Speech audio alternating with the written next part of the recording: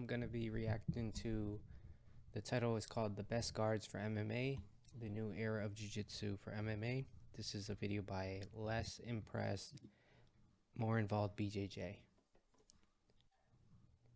Because of the fact that when you get stuck, the closed guard has been the secret weapon of jiu-jitsu for a very long time. It's allowed us to stay safe on the bottom of the fight while even delivering significant strikes or end. Brian Ortega has a really good guard, by the way, especially his earlier fights in the UFC. He was actually playing very good guard back in the day before he became more of a striker. Being the match with a submission. Oh, he's Gracie.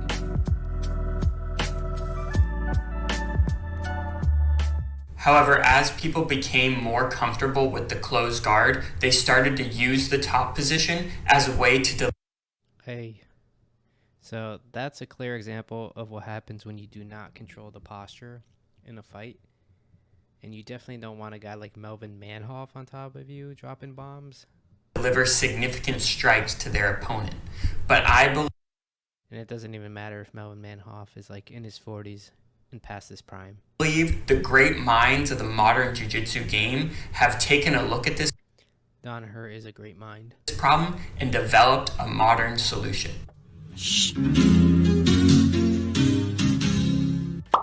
Just a quick reminder before we get into the video.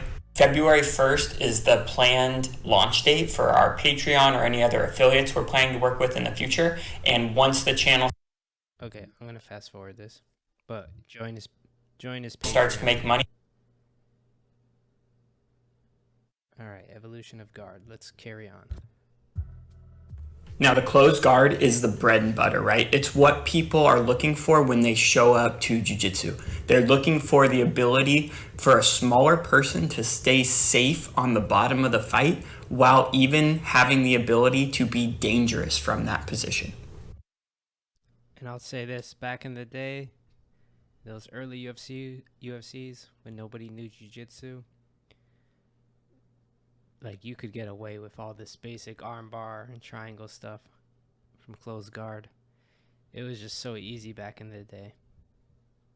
Well, maybe not for Royce because he's significantly smaller than Chemo, but you get the point. However, when we're talking about MMA, we're dealing with trained fighters who understand the dangers of the closed guard and will typically just stand up, right? You can hit a beautiful throw, but if you're not able to control them, they just stand up.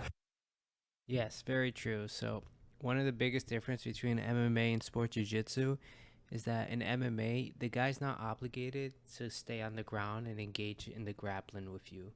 Where if you're competing in sport jiu-jitsu, he has to engage your guard. You'll see this all the time in IBJJF. If someone pulls guard, the ref will tell him, like, hey, you have to enter his guard, you have to engage, you can't back up, you can't circle away. But in MMA, there's no rule that the guy has to engage. So if you pull guard and he makes space and gets away from you, he can just back up and the ref's going to stand you back on the feet. Or if he ends up on his back and you do take him down, he could just kick you away and stand up. He doesn't have to stay off his back. You can hit a beautiful sweep, but if you're not able to hold them down, their instinct is to just stand up. Now, in jiu-jitsu, we typically don't deal with this response because one player agrees to play bottom position while the other player agrees to play top position. Yeah, correct. Exactly what I just said. So now we have a little bit of an issue, right? Because if we just lay down in MMA, our opponent is not going to come engage our guard the same way they would in jiu-jitsu. And even if we're able to recover our guard, there's not really anything holding them down. So they just have the ability to stand right up and make us stand back. Correct. And then when you also add in the sweat, not having a gi, not having a rash guard, it becomes even more difficult to get your grappling going. Back up with them. Now, Eddie Bravo thought long and hard about this problem, and he created the rubber guard system to make it very difficult for our opponent to stand up once they were in our guard. I really love the rubber guard, by the way.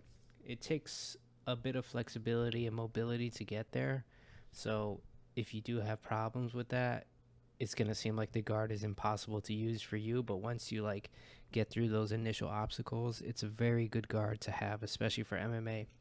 Being that one, if you look in this specific video, the guy's posture is completely controlled, and he cannot really land any big punches or strikes from here, which is what makes the guard so safe. And surprisingly, it's one of the only guards where the guy on bottom can simultaneously attack with strikes and submission attempts.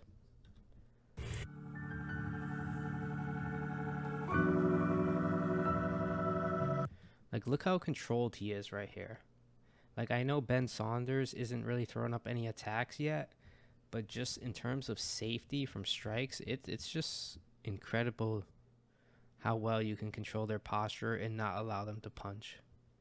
But this is the one criticism I have of rubber guard right here, is when the guy on top just kind of tripods up and drives all his weight, it makes attacking from rubber guard very difficult as well. But that's another video.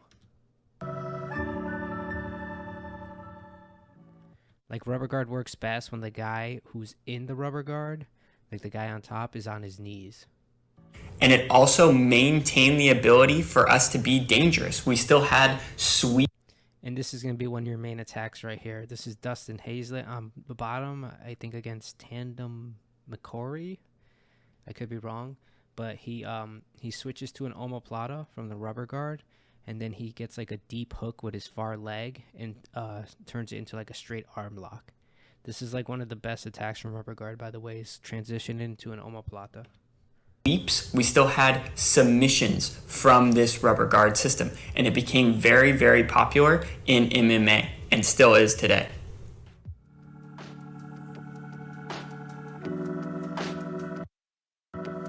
Oh, they cut it out. Okay.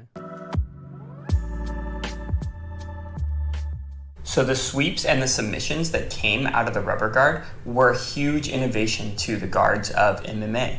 But John Danaher was not satisfied because he John Danaher is never satisfied. That's what makes him so good. believed that from guard, you should be able to sweep your opponent, you should be able to submit your opponent, but you should also have the ability to stand up. Okay, so it seems like there's three pillars: the ability to sweep, submit, and stand. Sweep makes sense. Submit makes sense. Stand, I'm assuming, I don't know. Well, let's continue. And the current guards of both jiu-jitsu and MMA were severely lacking in the threat of standing up. So much so that Oh, maybe he's talking about standing up with like a double leg or a single leg, or like playing some kind of sit-up guard. But you gotta be careful, because in MMA you could get punched. opponents don't even respect us coming up on top of them, and they'll just let us push them down to the ground. So now in the jiu-jitsu world, there's been a bit of a push to develop skills that allow us to be a legit. Right, like that. So you basically turn like a sweep attempt into a takedown, essentially. So yeah, I agree with that. That's actually good. And you'll see this a lot in the Nogi game. A lot of times in Nogi, your sweep attempt turns into like a wrestling finish, where you'll sweep and then you'll be in a single leg or in a double leg or in a body lock. Legitimate threat to our opponent by standing up.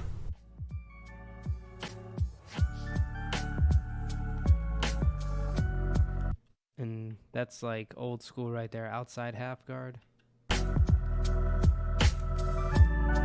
Demian Maia does that a lot in his earlier fights. He would come to outside half, pick up a single leg.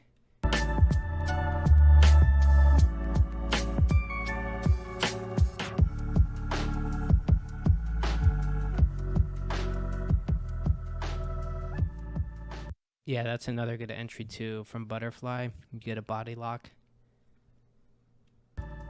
But that's going to be kind of hard to do in MMA though. So if we look at this through an MMA lens, and our opponent does not want us to stand up, when we attempt to stand up, they're going to try to hold us down.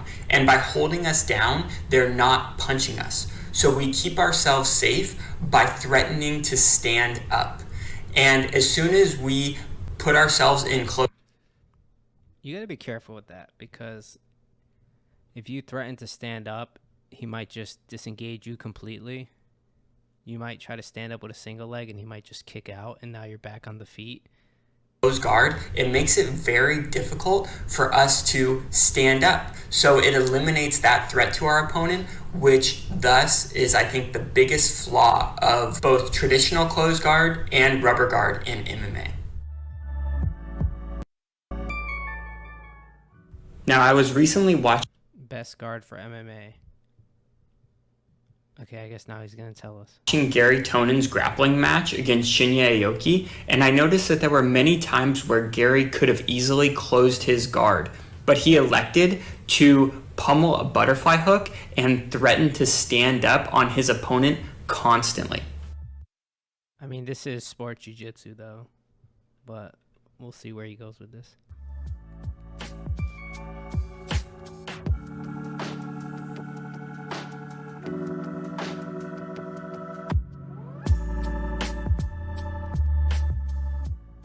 There are also times where Shinya Aoki is almost... Okay, like that right there. Let me back it up real quick. If this was an MMA and you see Gary, he just stands up right here.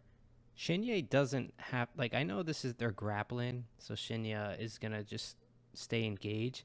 But if he did this in an MMA fight against a striker, the striker will easily just back up. Like, he'll just put two hands on his shoulders or hips, back up, and carry on the feet. There are also times where Shinya Aoki is almost pulling himself into closed guard, encouraging Gary to close his guard. And I think... Well, that's silly, because you're going to have virtually no attacks when you're the person on top and someone else is closed guard. Unless he's just going to try to drop back for a leg lock here. But Gary's like an expert at that. Since these two athletes primarily focus on MMA for their training, I think there are a lot of insights to kind of the new era of guard play we're going to be seeing in MMA. In the world of jiu-jitsu, half guard is becoming more and more popular because it still gives you the ability to sweep your opponent, to submit your opponent, but also starts you halfway to a single leg. So if you are able to stand up, you're standing up with their leg on the attack. Okay, so outside half sweeps, essentially. Now, the half guard trend has been around the jiu-jitsu world for a little while now, but I do believe MMA is slightly lagging behind. But if we watch some of the cutting edge... I wouldn't say it's lagging behind. In fact, I know a lot of MMA, or sorry, not MMA, but a lot of strikers that fought in MMA would actually use the outside half to get back to their feet. Athletes of MMA, like, it's not anything new. We can see them using half guard as a way to constantly... Right, like this position has always been around. Like, it was always called like the dogfight position, where the top guy or the guy would whizzer against the guy who has the underhook. Threaten coming... Well, like, okay, that's a perfect example right there. Up. Now you're disengaged, and now you're back in a striking fight. Like, that's the thing. If you're in this position, you need to have good wrestling. You need to have good ability to finish the single leg on their opponents.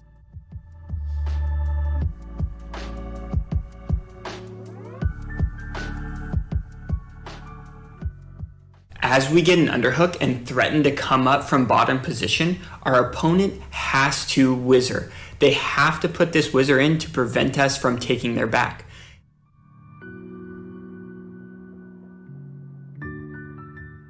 They have to put their other hand out as base. So now both their hands are occupied. We're not being punched, and we have the ability to threaten our opponent with different sweeps and different forms of attack from this position. But it all starts with the ability to threaten coming up to our feet. That was a good transition to the back.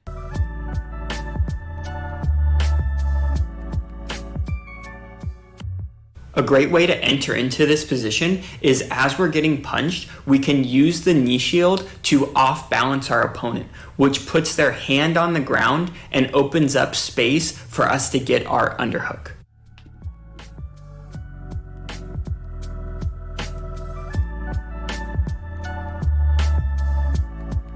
See, that's what I mean. Like the way they disengage, a lot of strikers would use that outside half technique to get back to the feet where they can get back to striking if they did get put down on their backs.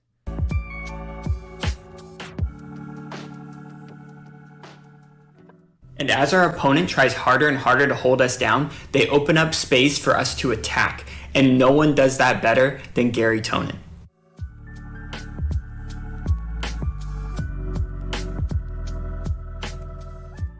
So in conclusion, I think close guard and rubber guard are great options for MMA, but they don't give us the ability to threaten our opponent by standing up. So because of this, I think more and more athletes are going to be using half guard as a way to keep themselves safe from bottom position while being able to sweep, submit, or stand up on their opponents.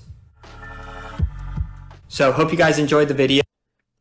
Okay, so that was a good video. I just want to give some of my thoughts and criticism on it. One, I wouldn't say this isn't a new position. Like, people have been doing this outside half sweep for a long time, and it's been used both like offensively and defensively. As I said earlier, like strikers who want to fight back to the feet, they would use it to stand up, and then grapplers would use it to get in on a single leg. Now, the problem with this is, one, you're going to need to know how to wrestle from the single leg position if you are using this position. Because if you go outside half, I would say 99% of the time, you're going to get wizard and you're going to be in that single leg position. I would say Demian Maia has probably used this the best in his career, coming up from outside half into a single leg. Now, I wouldn't consider him a new era type of guy, so I was just a little bit confused of what he meant by the new era of jiu-jitsu for MMA. Like, this is not a new position. I personally thought he would have been talking about like leg locks and stuff like that, but yeah, I like I said, I think it's a good position. I don't think it's anything new. I think if you're going to use this position, you need to get good with your wrestling finishes, because if you can't finish from there, you're just going to be back on the feet. And if you're a grappler, you probably didn't want to be on the feet anyways.